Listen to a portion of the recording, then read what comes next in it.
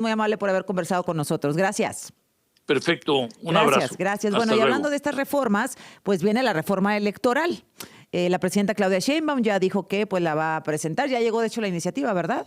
Al Congreso. No, esa no fue. Bueno, que la va a mandar al Congreso y que va a empezar a septiembre, dijo Ricardo Monreal, como una de las prioridades, etcétera. Es una herencia de López Obrador, obviamente. Y la presidenta Claudia Sheinbaum habló respecto a los puntos que pues ella quiere retomar en su propuesta de reforma electoral. Hay una contrapropuesta, una solicitud de diálogo por parte del Instituto de Estudios para la Transición Democrática, en donde se proponen varias cosas para no demoler al INE, para no debilitar al Instituto Nacional Electoral, por ejemplo, hacer 50 y 50 entre diputados plurinominales y diputados de votación, garantizar la autonomía de las autoridades electorales, profesionalizarlas, etcétera. La presidenta ya habló de esto. Pues fíjense las propuestas que están haciendo, o sea, que haya el doble de plurinominales, pues hay que preguntarle a la gente qué opina de eso, de que haya el doble de plurinominales de los que hay ahora. Entonces, México es una democracia, hay veces que estamos de acuerdo y hay veces que no estamos de acuerdo, y se permite a todos participar, dialogar, pero nosotros no estamos de acuerdo en que se suba al doble a los plurinominales. A ver, el doctor Lorenzo Córdoba, ex consejero presidente del INE, miembro, por supuesto, de este Instituto de Estudios para la Transición Democrática. ¿Cómo estás, doctor? Buenos días. Muy buenos días, Azucena, qué gusto saludarte. Muchas gracias. A ver, vamos a empezar por el principio. La presidenta está diciendo la presidenta, bueno, pues que ella no quiere plurinominales, que hay que bajar el presupuesto del INE porque las elecciones son muy caras, que hay que disminuir la operación, etcétera. Ustedes hacen una propuesta, bueno, pues ustedes los que construyeron el instituto como lo conocemos, tú, doctor, José Woldenberg, Leonardo Valdés, que saben perfectamente cómo transitamos de la Secretaría de Gobernación al IFE y del IFE al INE y llegar a este momento en donde las elecciones eran súper confiables. Bueno, les preocupan algunas cosas y hacen una contrapropuesta. ¿En qué consiste la contrapropuesta? Bueno, se trata de una continuación y perfeccionamiento de los ejes, Azucena, que guiaron el proceso de transición a la democracia. Es decir, frente a lo que ha sido las grandes líneas que la presidenta Sheinbaum anunció estarían contenidas en su reforma electoral, que por cierto, no es la primera vez que el morenismo pretende una reforma electoral. En 2019 se presentó una iniciativa por parte de las bancadas de ese partido en el Congreso. En 2022 se presentó el Plan A, que era una reforma electoral modificando la Constitución. Luego vino el Plan B, luego vino el Plan C.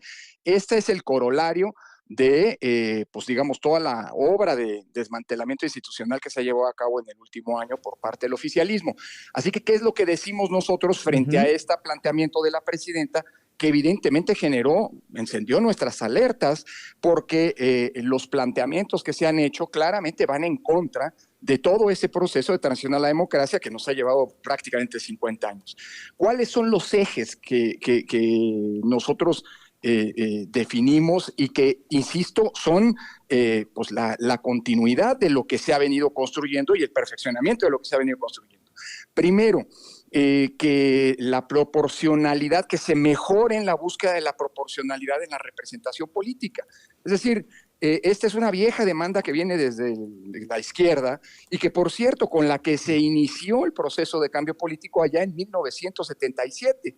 Es decir, entonces el gran problema era abrir a la pluralidad, incorporar a nuevos actores al sistema de partidos y además permitir que estos estuvieran representados allí en donde se toman las decisiones.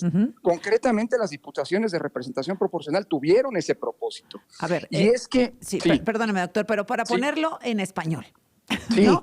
Porque me claro. parece que no se ha logrado...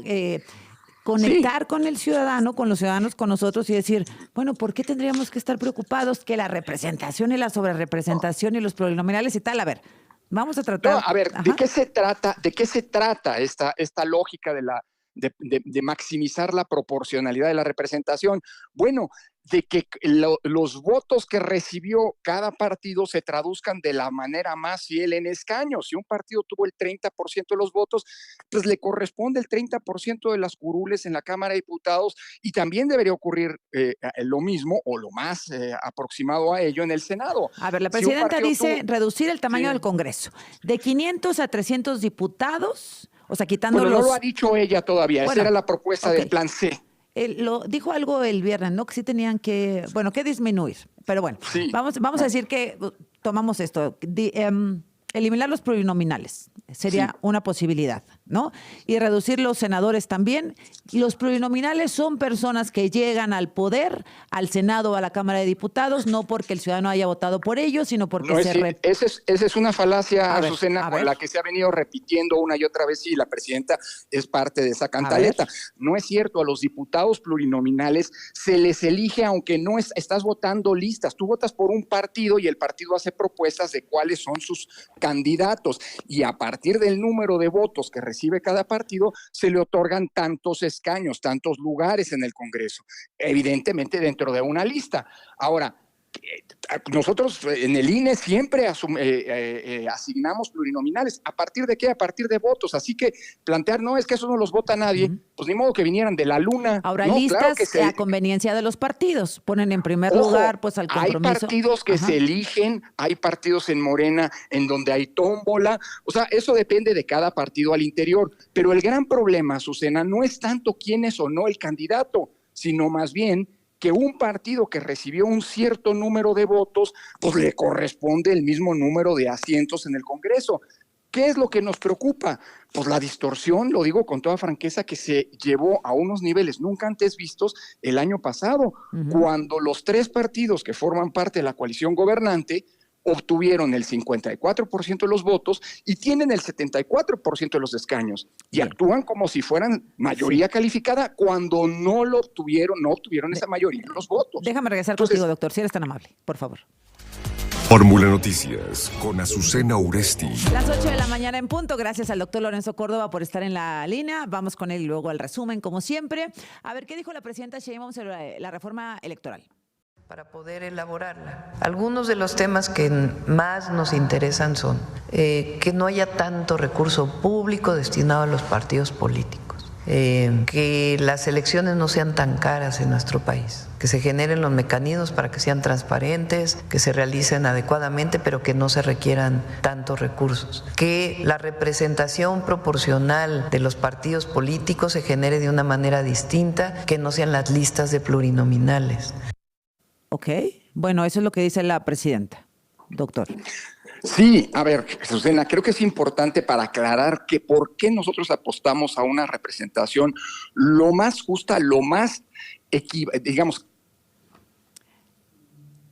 el número de votos con el número de representantes, de escaños. Mira, esto tiene que ver con el fenómeno de la sobre y subrepresentación. ¿Qué quiere decir, Azucena? Que cuando un partido tiene más diputados, un porcentaje de diputados mayor al porcentaje de votos que tuvo, está sobre representado. Es lo que pasa ahora con Morena y con el PT y el Verde. Tuvieron 54% de los votos, tienen 74% de los escaños. Correcto. El problema es que cuando hay un partido o una fuerza sobre representada, siempre hay otras que están subrepresentadas. Sí. Es decir, los partidos que obtuvieron el 46% de los votos, pues solamente tienen el 20 y tantos % de los escaños. Entonces yo creo que eso hay que creemos pues que hay que corregirlo. Y a lo largo de los últimos 30 años se fueron poco a poco, a través de diversas reformas electorales, modificando las reglas para tratar que esa distorsión pues se acotara, se recortara.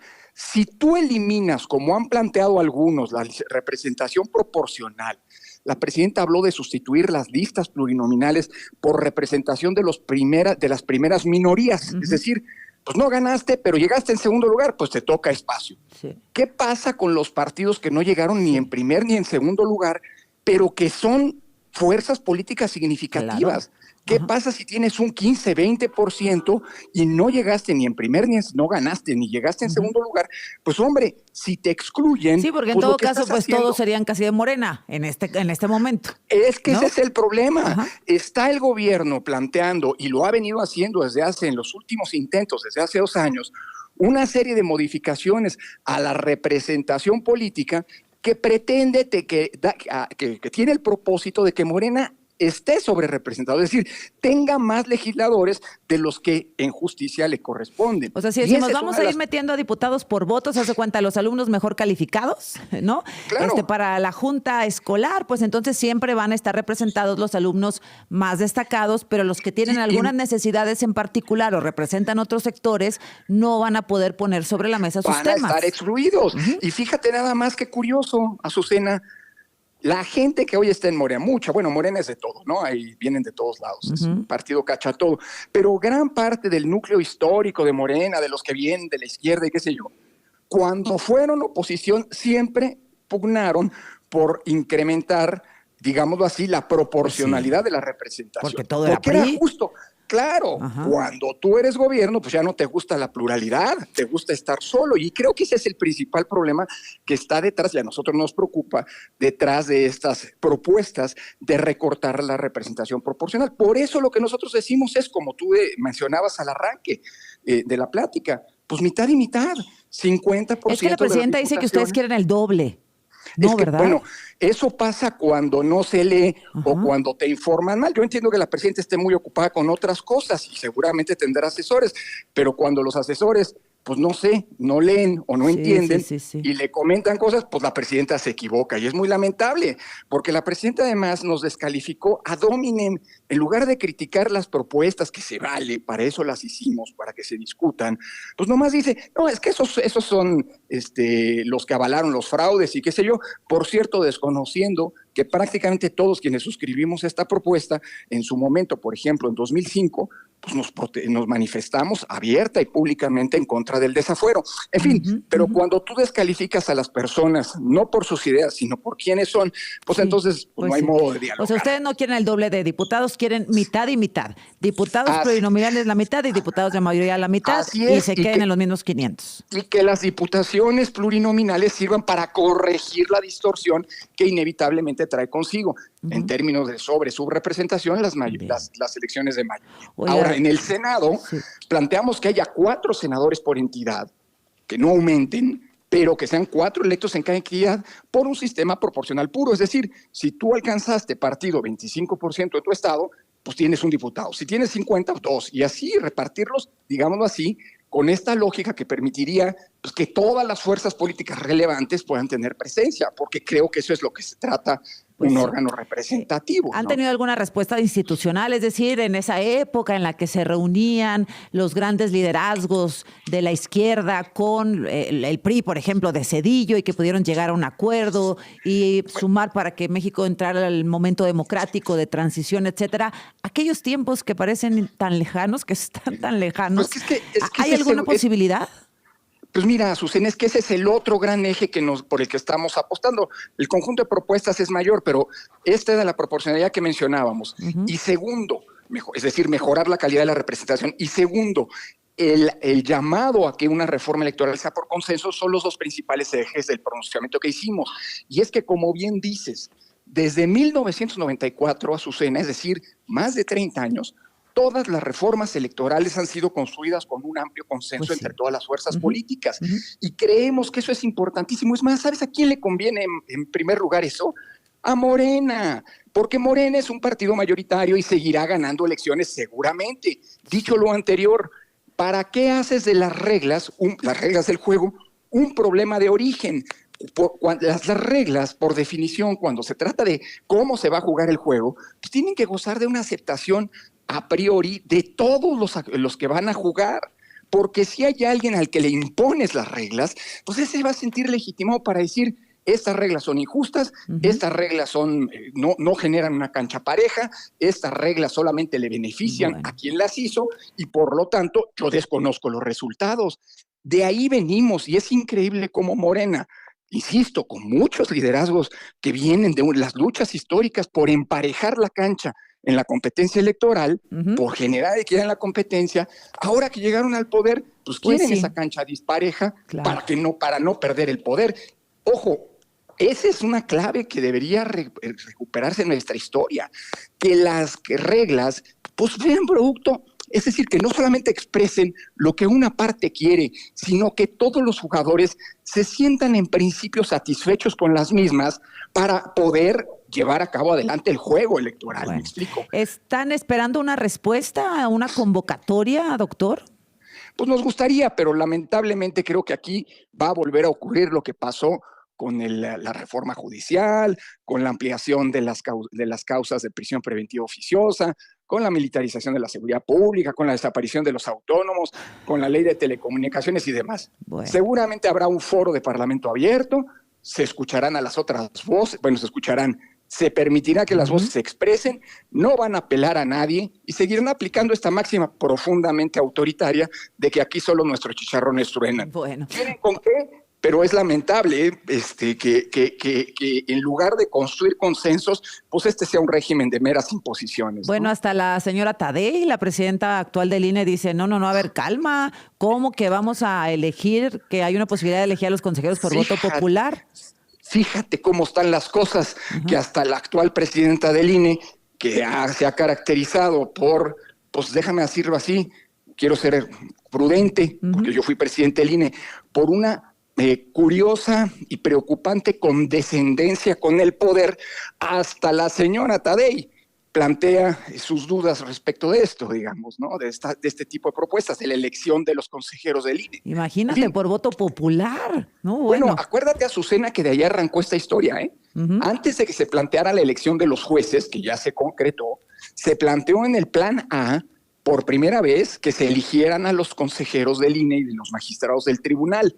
Es decir, que se eligieran a los árbitros, que en teoría deben ser neutrales y no representantes de intereses de parte. Bien. Entonces, eso fracasó y luego lo llevaron a lo judicial, así que están volviendo al origen. Es decir, estamos viendo una serie de propuestas que claramente tienen un objetivo, en el caso del INE, que es su captura y su subordinación política. Bueno. Por eso en el documento, Azucena, planteamos reforzar la autonomía del INE y que para ello pues los consejeros del INE sean electos por el Senado, ya no por diputados, como pasa con el resto de los órganos autónomos, y que además esto ocurra por 3/4 partes. Por cierto, también aquí malinformaron a la presidenta, ¿eh? A ver. La presidenta dijo que queríamos que la reforma se aprobara por 3/4 partes. No, señora presidenta, lo que planteamos es que a los consejeros del INE se les elija por 3/4 partes del Senado. Para forzar los consensos, para que los consejeros no solo se deban a una fuerza política, sino a ese arreglo entre varios. Bueno, doctor, en cuanto esté la primera propuesta de reforma de la presidenta Sheinbaum, volvemos a platicar.